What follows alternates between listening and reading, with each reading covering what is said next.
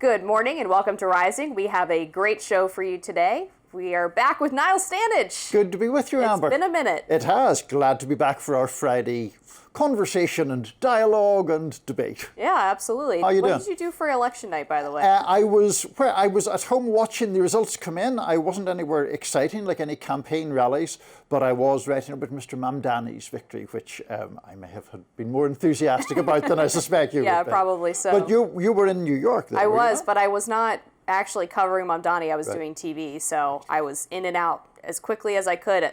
You know, a lot of my friends joke that I took the last train out of New York. This is terrible. I'd be taking the next train up at this stage. All right, well, we'll get you a ticket. Yeah. Ahead this morning on Rising, though, trouble for flyers. More and more flights are being canceled as the government shutdown drags on. Meanwhile, a judge has ordered ICE to improve conditions at its facility in Chicago. The latest legal battle details are coming up. And Nancy Pelosi stepping aside after nearly 40 years in Congress. But first, we start with a major announcement from the White House yesterday. President Trump unveiling a deal Thursday that would reduce prices for obesity treatments like Zepbound and Wegovy. Under the deal, coverage of GLP-1 drugs will expand to Medicare patients starting next year, and some lower prices will also be phased in for patients without coverage. The Trump administration also says a potential new pill version of the treatments will cost about $150 per month if they are approved. The president made that announcement in the Oval Office, surrounded by members of his cabinet and executives from pharmaceutical giants Eli Lilly and Novo Nordisk. Take a listen.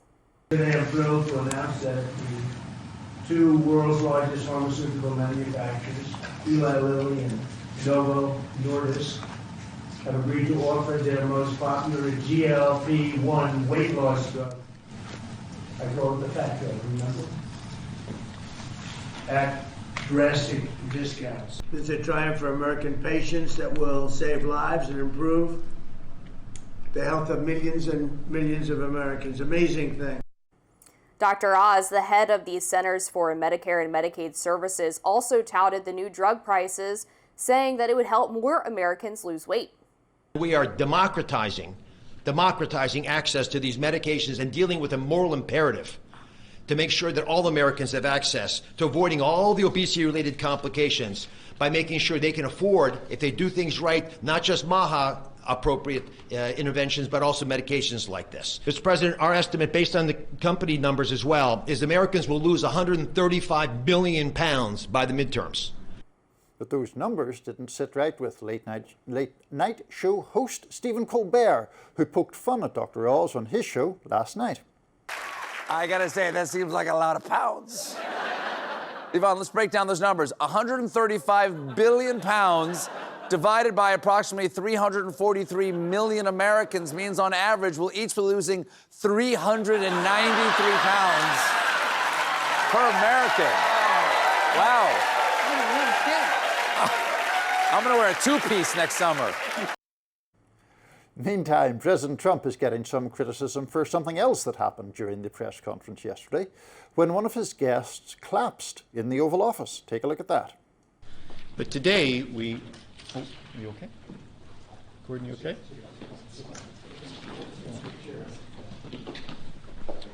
Yeah. Press, we're going. Thank you, press. Press, right there. Guys, cameras, we're done rolling. Cameras. Well, thank you very much. One of the representatives of the company said one of the companies got a little bit lightheaded. You saw he went down, and he's fine. They just sent him out. He's got doctor's care, but he's fine. That moment led to this now viral photo, with some online slamming Trump. Democratic influencer Harry Sisson posting to X, "Someone passed out in front of Donald Trump in the Oval Office, and this is how he reacted." A photo that perfectly encapsulates who he is. But conservatives were quick to suggest that Trump did appear to try to help at first, but the man who fell was already being attended to. Well, I guess that's a dramatic point to perhaps start on, Amber. I mean, obviously, I hope the guy is okay. I think he did recover, right? Yeah, he ended up being okay. There was also some criticism of RFK. Apparently, he left the room after it happened. He was going to get help, and people were like, "Oh my gosh, he fled from this guy." He ran away. Yeah, I think sick man. People were just trying to seize on whatever angle of it they could. I mean, somebody faints. It looked like maybe he locked his knees, and so he just needed to get the blood flow going again, and luckily he's doing well. Sure. But everybody's always quick to criticize an emergency. Yeah, no, absolutely. I do think, I'm not sure if we can throw the photo back up. I do think it's a very dramatic, it's a great photo. I just don't necessarily think that it doesn't necessarily say bad things about Trump. There we go. Mm-hmm. Just as an image, though, I think that's a fantastic image, just caught in the moment. Yeah, composition-wise, it's exactly. very well done. Yeah, it's very well done indeed. Thank you to our production team. We got that back on screen very fast. As far as the actual drug prices themselves are concerned, it seems to me it's a good thing. I mean, I'm frequently critical of Trump for various reasons, but reducing the prices of those drugs seems to me to be a good thing, and one with potential health benefits for quite a lot of people. Yeah, we have a serious obesity crisis in the United States, which is no secret to anybody. One of the things that the MAHA Coalition has been working on is getting rid of processed foods, removing seed oils from a lot of popular products, food dyes that may be toxic, but obviously, for most people looking at that, they say, well, that's a long-term fix, right? That's not going to help my life in the immediate. So a lot of people have gotten on these GLP-1s. I think there's millions of Americans who are currently on them, but they are very expensive. They can be thousands of dollars a month, especially if your insurance doesn't cover, which many insurance providers don't. So having those prices come down for Americans who are struggling with their weight is obviously really important. And I was talking to Sean Spicer yesterday. He was obviously press secretary during the first Trump term. And one of the things he pointed out was that there have been a lot of moves from Trump to try to reduce drug prices, most notably through the most favored nation negotiations. But the White House hasn't really hammered those points very much. They kind of make these announcements and move on. And that would have been something really helpful to bring up during these elections on Tuesday, and certainly moving ahead into the midterms as people are really worried about healthcare and affordability, that these are tangible things that make a real difference in their life. But there's been so much focus, I think, on foreign policy right now that the White House has really not driven home the point of what they're doing on domestic policy to try to make things more affordable for Americans. Yeah, I think we'll get into the affordability issue in other ways later on. But obviously, any reduction in drug prices is very welcome. I was reading in one of the newspapers covering this, they were noting that in London, much to Trump's annoyance, the prices of these anti-obesity drugs are still cheaper in the UK than they are in the US. And the wider availability of these kinds of drugs, or any kinds of drugs, would obviously help people for whom the cost of medication is a real issue, and one that they have to budget for each month. And obviously, the more you can bring that down, the better it is. There are, I think, a couple of other drugs. I think there's an anti-migraine drug as well, and something purporting to do with insulin that's covered by this too. So any reduction in drug price is a welcome thing. Yeah, and I think we have to consider too that when people lose weight, there are other parts of their health that get better, right? Like if you get on a GLP-1 because you have diabetes and you're having to pay for insulin each month, you have constant doctor visits, etc., you are in the long run saving a lot of money in the entire healthcare industry from people just getting healthy from a weight perspective. Exactly. The whole prevention is better than cure kind of Absolutely. idea. Definitely. So Nancy Pelosi has officially announced her retirement. She did that on Thursday. We'll have how Washington is reacting next. Stay with us. There has been no greater honor for me than to stand on the House floor and say, I speak for the people of San Francisco. That is why I want you, my fellow San Franciscans, to be the first to know. I will not be seeking re-election to Congress. With a grateful heart, I look forward to my final year of service as your proud representative. Well, it's official. After nearly 40 years representing San Francisco, former House Speaker Nancy Pelosi will not be running for re-election. She leaves behind a complex legacy, the first woman to be Speaker of the House, one of the key advocates of the Affordable Care Act, the target of millions of dollars of campaign ads vilifying her, and perhaps the single most important Democrat who pushed then-President Biden to drop out of the 2024 race. Her decision comes following a fall last year during a meeting in Europe where she fractured her hip. And of course there was the devastating incident 3 years ago in which a man broke into her home and beat her husband Paul with a hammer. Following the announcement, praise poured in from all sides of the Democratic Party. Former President Barack Obama posted on X, "For almost 4 decades, Nancy Pelosi has served the American people and worked to make our country better. No one was more skilled at bringing people together and getting legislation passed, and I will always be grateful for her support of the Affordable Care Act. She made us proud to be Democrats and will go down in history as one of the best speakers the House of Representatives has ever had." And even some Republicans offered praise for the former speaker. Take a listen to Marjorie Taylor Greene last night on CNN. I will praise Nancy Pelosi. She had an incredible career for her party.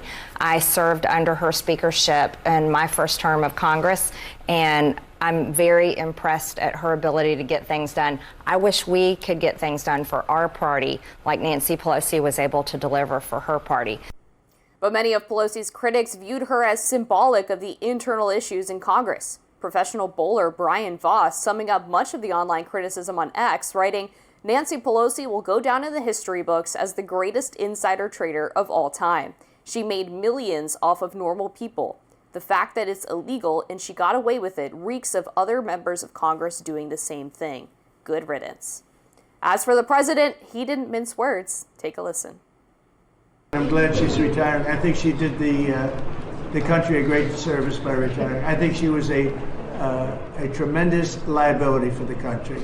And on Dick Cheney. I thought she was an evil woman who did a poor job, who cost the country a lot in damages and in reputation. I thought she was terrible. Don't think he likes her much. No, it doesn't sound like it. No. Look, I mean, I think we can get on to the stock trading thing in a second for sure. I think that, to be fair to Marjorie Taylor Greene, I think she was reasonably accurate in her portrayal there. Nancy Pelosi is liked generally by Democrats and Liberals because she was effective at getting stuff done. We mentioned the Affordable Care Act in the introduction, that she was really pivotal in getting through Congress. The Dodd-Frank financial reform she was also a big driver of. And she was often, pretty ruthless in the way she dealt with her own conference, and that was one of the things that enabled her to get stuff done.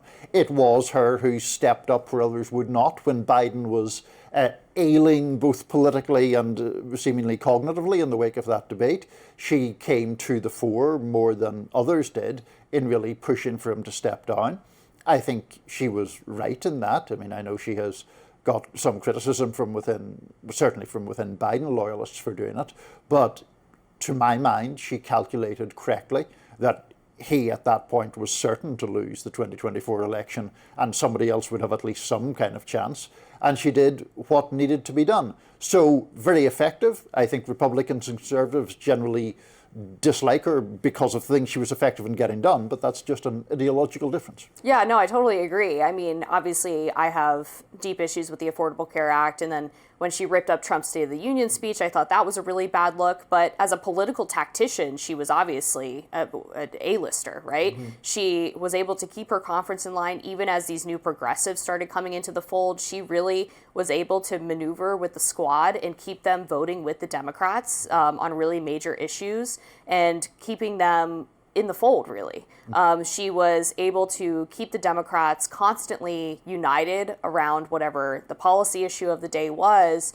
And as we see over the past few years, the issues that Republicans have had with having a strong speaker, whether it's Mike Johnson, who I think has been the best of the recent picks, or Kevin McCarthy, they've had serious problems with just getting their various ideological factions to agree on pretty much anything. And Pelosi was able to do that. And so just from a political standpoint, she obviously was incredibly effective.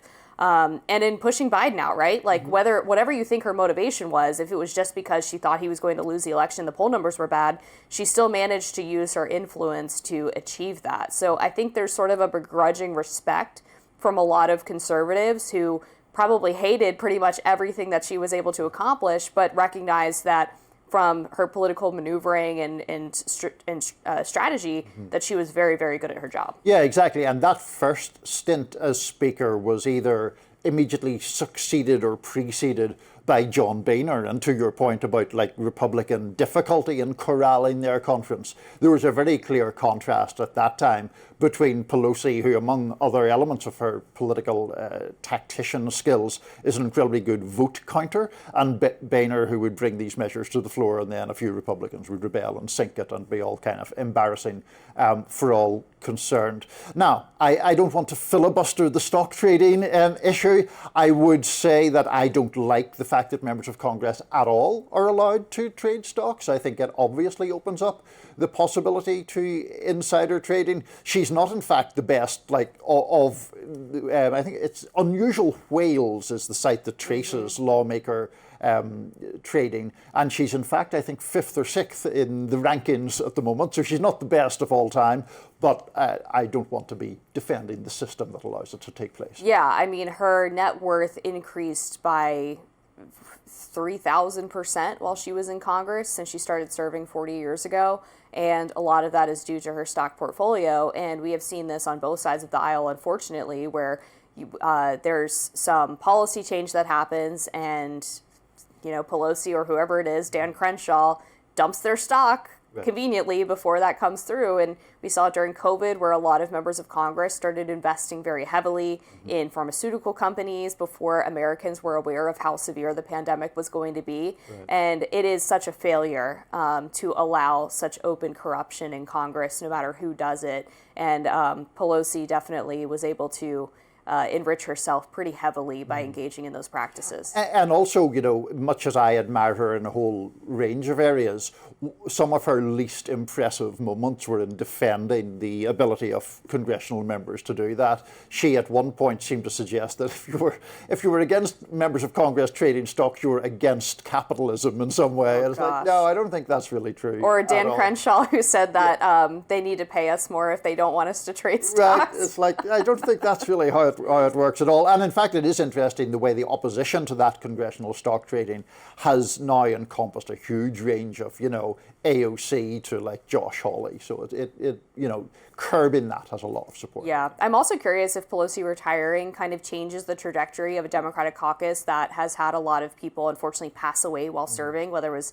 Dianne Feinstein or Jerry Connolly, and there's been a few lower level members as well. Maybe she's sort of sending a signal like, guys, get out when it's time. Yeah, there's definitely pressure for generational change in the Democratic Party. So, there's lots of instances of that, whether it's AOC or Mamdani getting elected. It's not just ideology, it's a desire for a new energy and more vitality, I think. And now Republicans will have to find a new boogeyman. That's right. Pelosi was the face of advertisements. Absolutely. Even when she wasn't running in any race. So maybe Mamdani's the new boogeyman, I don't know. But Zohran Mamdani's the new Nancy Pelosi. Yeah, I guess so. We'll have to see what happens there. All right, next on Rising, over 800 flights have been canceled across the country today as airports follow an FAA mandate to limit air traffic amidst the government shutdown. Don't go anywhere.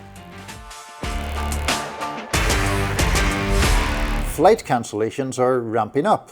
Airlines began cancelling hundreds of flights on Thursday following the Federal Aviation Administration's order to reduce traffic at the country's busiest airports, due, of course, to the government shutdown. The FAA order reads, with continued delays and unpredictable staffing shortages which are driving fatigue, risk is further increasing, and the FAA is concerned with the system's ability to maintain the current volume of operations.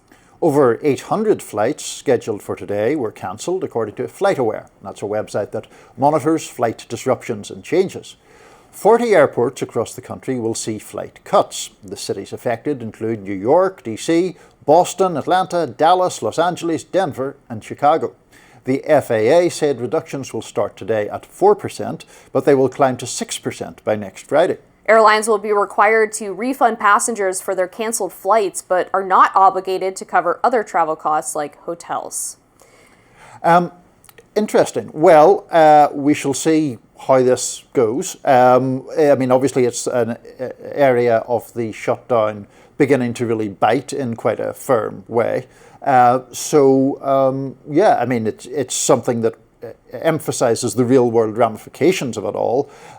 What are your views on it? Yeah, I think so far, for people who don't work for the federal government, the shutdown has been something of a blip on the radar. Just talking to people outside of the DMV, or even people who are in the Virginia or Maryland area and don't work for the government or don't receive federal assistance, they haven't really been paying much attention. They know that the shutdown's the longest ever, but they haven't had a tangible impact on their lives.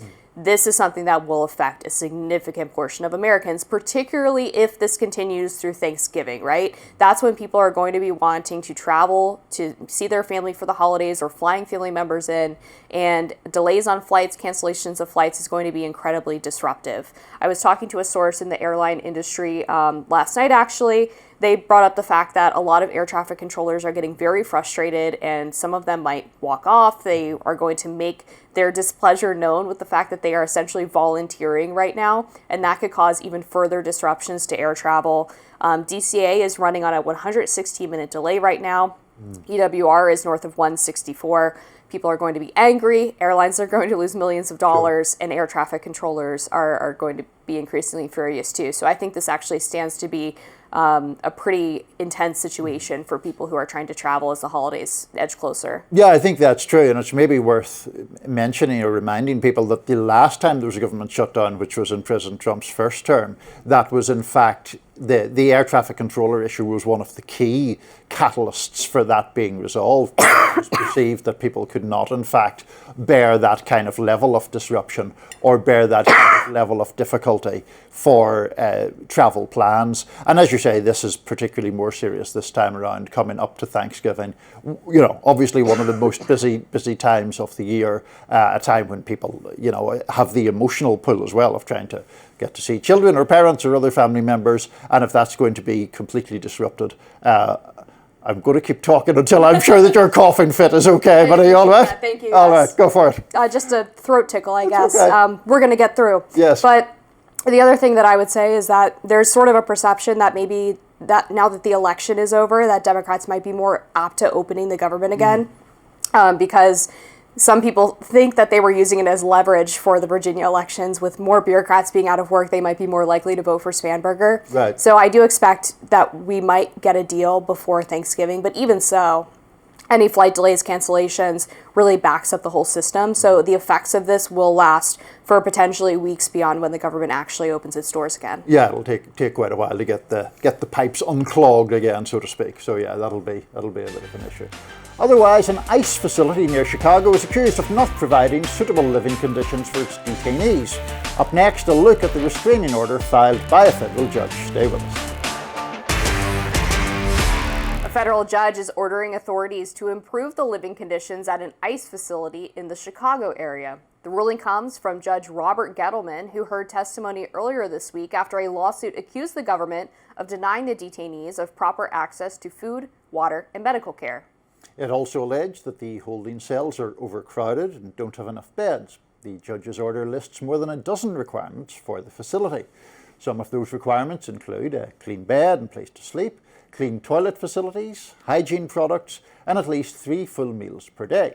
The order also says the detainees must be provided with a list of attorneys in English and Spanish, with interpreter services available if necessary. The lawsuit claimed people at the facility were coerced into signing documents they didn't understand, and that they unknowingly gave up their rights. Illinois Senator Dick Durbin said he's tried to access the facility but has been denied. In a post on X, he writes, "Every member of Congress has the right to visit an ICE facility. It's part of the job. The Trump administration is denying visits, and it begs the question, what are they hiding?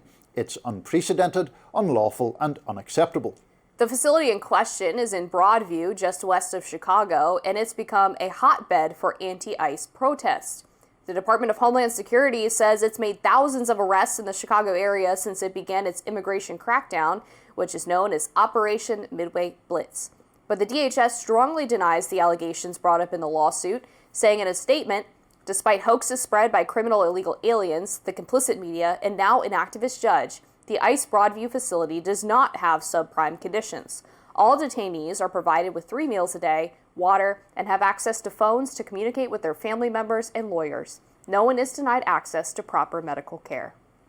So we'll see. I mean, the judge obviously contends that the complaints in this suit are, I think he used the term highly credible. That's right. And Tricia McLaughlin there addressed some of the contentious accusations, though not all of them. I mean, some of it is pretty gross, the idea that there's sort of overflowing toilets and things like that, that seem very unpleasant.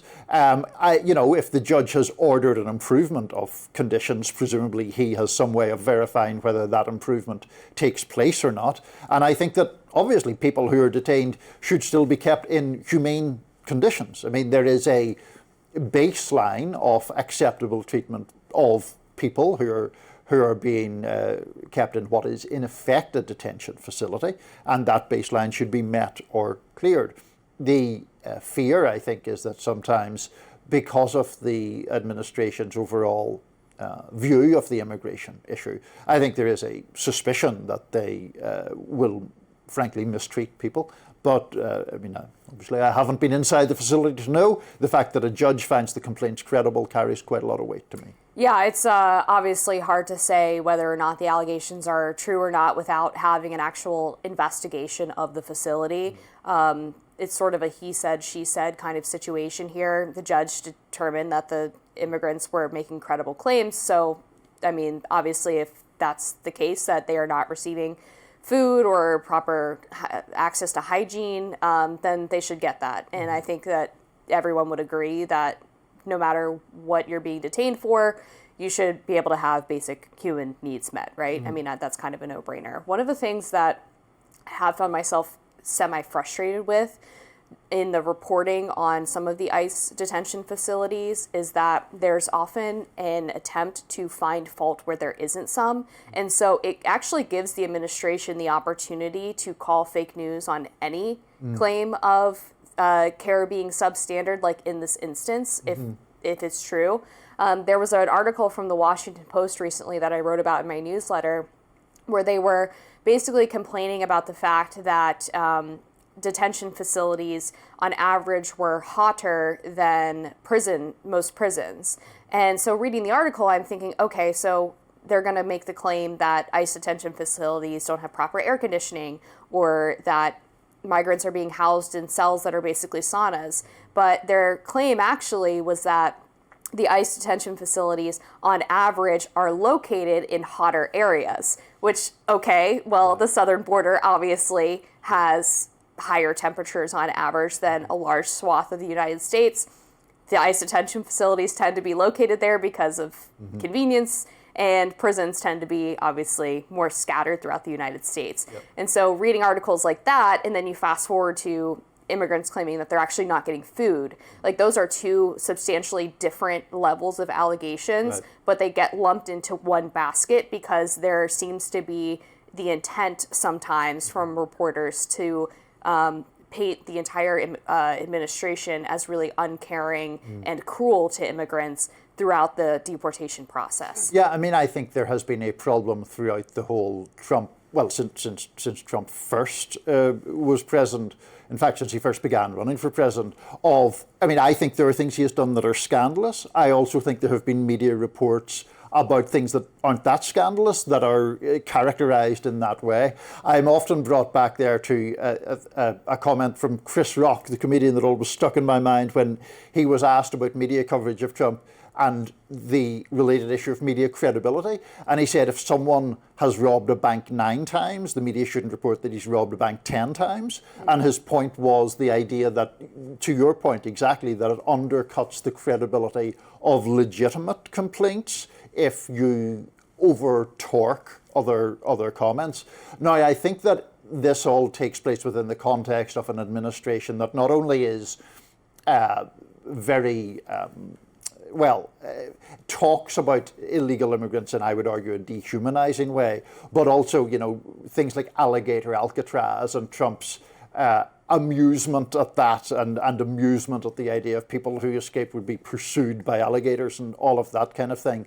All of that feeds into, I think, a legitimate fear of mistreatment of people. And I think there's a distinction even in popular or public opinion between wanting less illegal immigration or no illegal immigration and endorsing flagrant mistreatment or dehumanizing treatment of people. And I think, I mean, I'm sure there are a smaller number of people who do want pretty awful treatment of illegal immigrants, but that is, I think, a much smaller group than people who are just opposed to that migration patterns. Yeah, most of the polls show that a slim majority of Americans still support mass deportation, but then also when you ask them about the strategy that the Trump administration is using, they will typically say that they think it goes too far.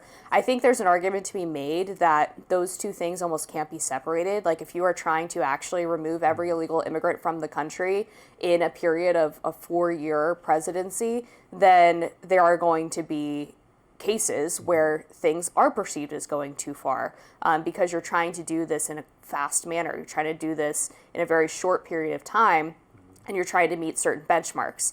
And so I think that there's a bit of cognitive dissonance of like, what does it actually take to get mass deportations? Right. And sometimes it's going to be things that make the average person feel a little uncomfortable, right? In terms of going back to the media coverage, one of the things that popped in my head as you were talking about that Chris Rock quote was the Epstein files. Because there was not much conversation about the Epstein files prior to Trump taking office the second time.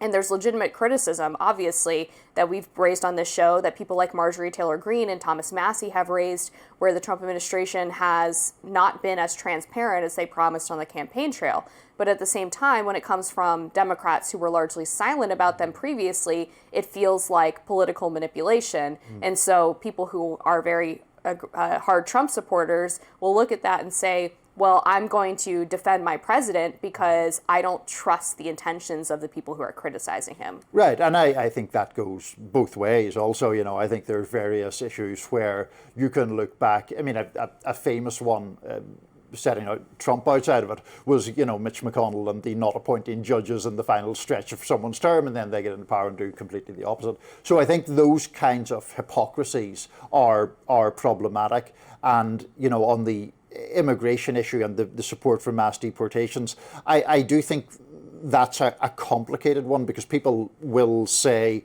you know, if you say you want to deport every person who's here illegally, a certain number of people will say yes. But then if you ask people, should the so-called dreamers be allowed to stay, a large number of people will say yes to that too. So it's a complicated issue, and a lot depends on how you ask the question.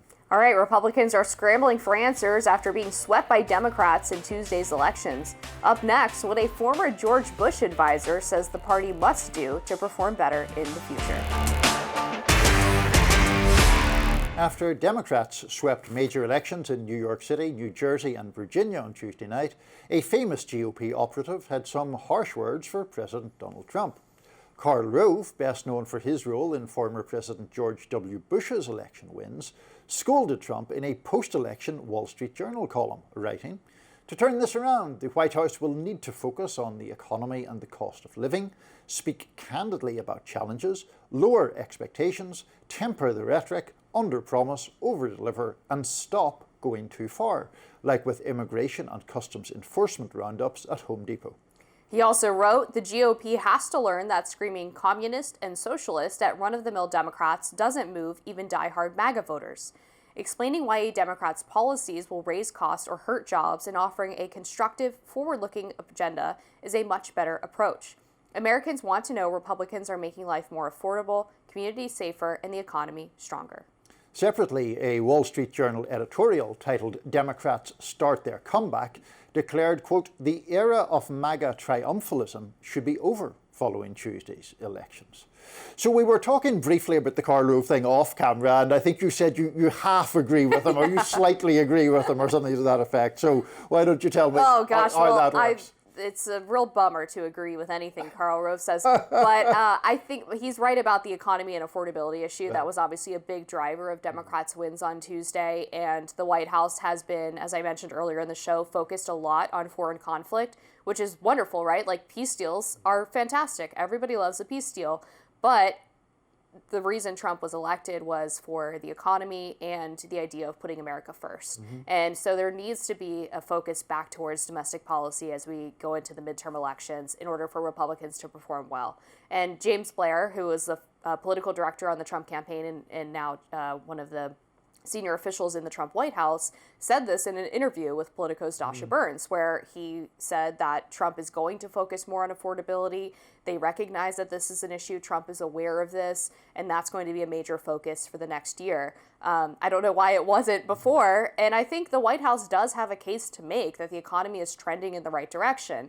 One of the sort of sticking points is that inflation has been relatively constant. It's obviously much lower than it was during the previous administration on average. The CPI is starting to come down. But they also have issues with labor shortages, right? The job market doesn't seem great, but egg prices have come down, milk prices have come down, beef prices are still an issue. But overall, the Fed cut rates recently. Things are looking like they are sort of moving in a better place. We've avoided the predictions of a recession thus far. So I think that they have metrics and statistics that they can use to say we are making the economy better, but this is sort of a long-term game. Obviously, what happens with the Supreme Court ruling on tariffs will make a big difference. There's a full year before the midterm elections. So I think there's time for them to make that case. It's not like the economy is in completely dire straits right now, but that just hasn't been a major messaging focus from the Trump administration and from really the Republican Party. And they need to do that in order to perform well in the midterms. And we can get into what I disagree with him on and plenty of other things, but I'll let you go. So in relation to the James Blair interview that you mentioned, I found that very interesting because he was pretty candid in talking about the need to talk about affordability a lot more than they have been doing. He didn't exactly explicitly admit to error in terms of the messaging, but it was certainly implied that they had spent, I think, too long talking about other things. So it's just interesting from a political standpoint that he was willing to say that, and that obviously is something that there's a real awareness of in the White House. As far as the economy, I think it's in a bit, well, I would characterize it in a bit more of a delicate position, I think, than you would, because inflation, the last figures had it at 3%, which was pretty much where it was when Trump came in January. Now, during the Biden administration, of course, it was much higher, but it has proven, for one reason or another, quite sticky at around that 3% margin. True. And so that has, I think, bothered voters a lot who are still reeling from the shock of it being at, I think it was 9.1, was it peak or somewhere around? I think prices went up 25% over the full term. Right. So, you know, things like that cause real pain to people. Definitely. And when you look at opinion polls that test Trump issue by issue, even though 3% is middling inflation, his poll ratings on that issue are really very bad. And so that, I think, speaks to your point, him being elected, at least in some part, by people who wanted him to bring prices down. And we can have the whole debate about tariffs. You and I have talked about that a lot before, and exactly what is causing inflation to stick around, not go up, to be fair, but stay there.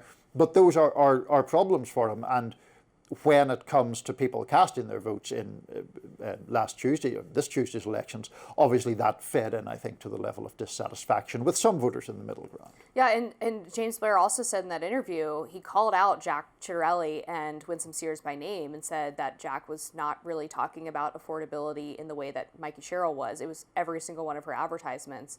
He focused on things like energy costs, but didn't really hammer home that issue, instead trying to really tie Mikey Sherrill to Phil Murphy. And then in Virginia, Winsome Sears ran a lot of ads on the transgender issue, which worked in Virginia in 2021 because it was a very unique political environment. But when you're in the midst of a government shutdown, that doesn't have the same salience for voters as it did 4 years ago.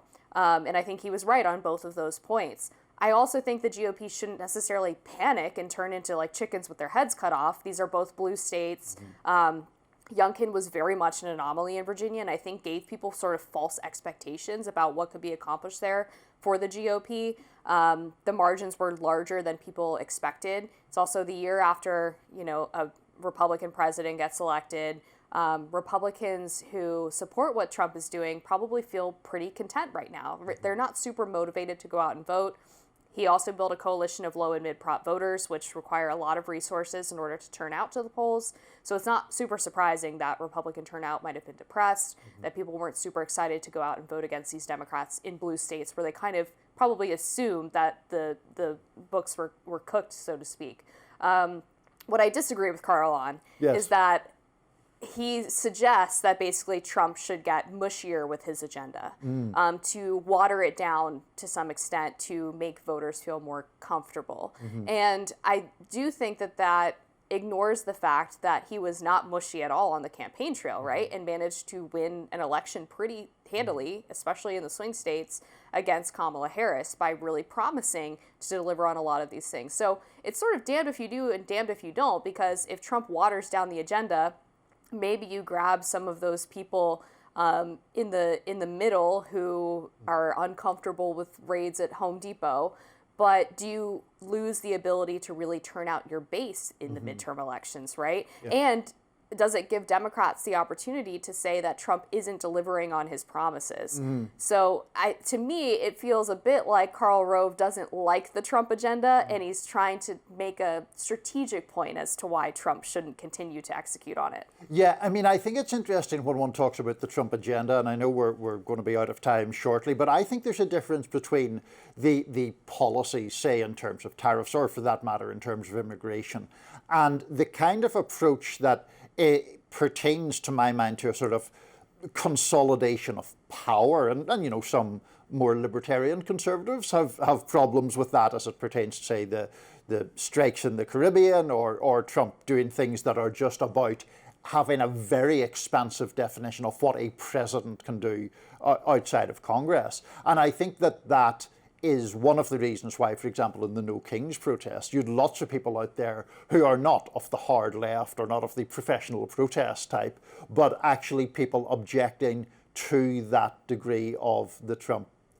agenda. It's certainly true that Karl Rove is a remnant of the Republican Party that got overrun by the MAGA forces. And so he has an ideological objection, I think, to what Trump stands for anyway. Yeah, so I think when people hear that from Karl Rove, when Republicans hear that from Karl Rove, they're going to say, well, of course he wants Trump to do that, right? He would say that. Yeah, exactly. Yeah, no, that's probably I have so much to say about the No Kings protest, but another time. All right, Sydney Sweeney spoke out on the controversial American Eagle ad that she was in over the summer.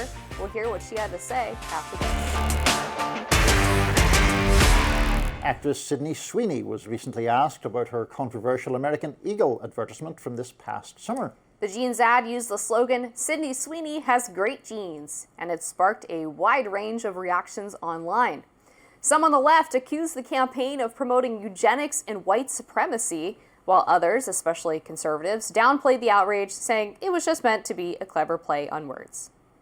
Even President Trump weighed in on Truth Social, writing, "Sydney Sweeney, a registered Republican, has the hottest ad out there. It's for American Eagle, and the jeans are flying off the shelves. Go get 'em, Sydney." In her recent interview with GQ, Sweeney mostly brushed aside the controversy. Let's take a look at that. Is there something that you want to say about the ad itself? The Sydney Sweeney has great jeans. Do you have... The ad spoke for itself. You think the ad spoke for itself? Yeah. Okay. And the criticism of the content, which was basically that maybe specifically in this political climate, like white people shouldn't joke about genetic superiority. Like that was kind of like the criticism, broadly speaking. And since you are talking about this, I just wanted to give you an opportunity to talk about that specifically. I think that when I have an issue that I want to speak about, people will hear. Sweeney also said that she didn't pay all that much attention to the controversy on social media because she was busy filming the newest season of her hit TV show Euphoria. American Eagle has stood by the ad, saying it was not meant to be controversial.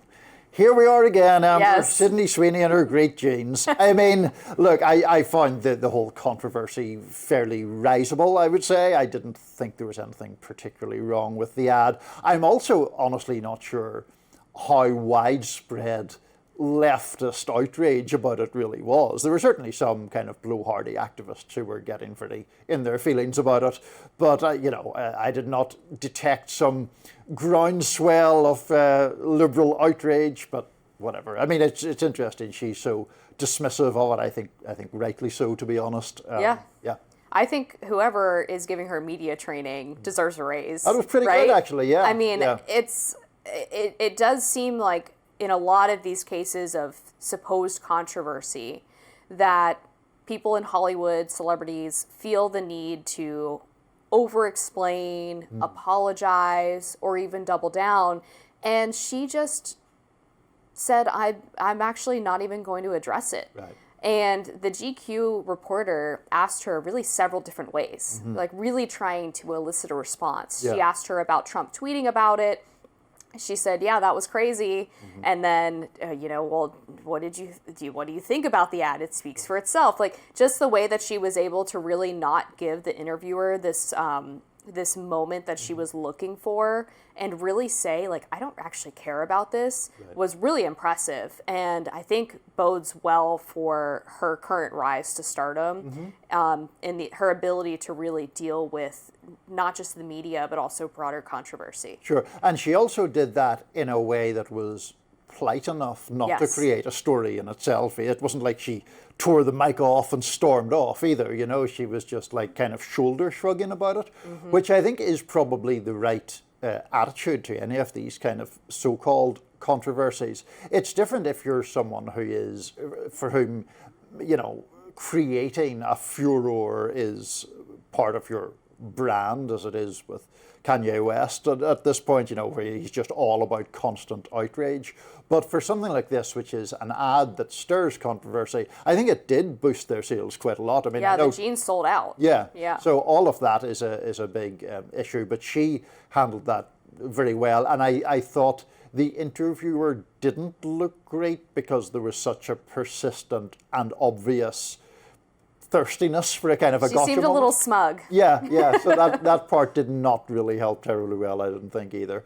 So so we're all pro Sydney Sweeney here. I think. Yeah, big Sydney Sweeney fan. You know, I think one of the things that's so annoying about celebrities these days is that when celebrities don't opine on political issues, people go hunting for some way to find out where they stand. Like in Sydney Sweeney's case, her family had some birthday party and like someone was wearing a MAGA hat and they were like, it's proof that she's a Trump supporter. We find it. We've got the smoking gun. Yeah. And I'm sure people do it on the left too, with like a lot of people have been begging celebrities to speak out on the Palestine issue. And Jennifer Lawrence said it well recently. She said, I don't talk about politics anymore because it took me a long time to realize this, but people actually don't care what celebrities think. And I'm like, good job. There we go. You finally got there. We can come to consensus on that point for sure. So on that point, that does it for us on Rising Live. Look out for more exclusive YouTube content coming your way today. Be sure to like, share and subscribe to the Hill's YouTube channel so you never miss any content. And for those of you who like to listen while on the go, we are now available anywhere you listen to podcasts. Have a good weekend. We'll see you next week.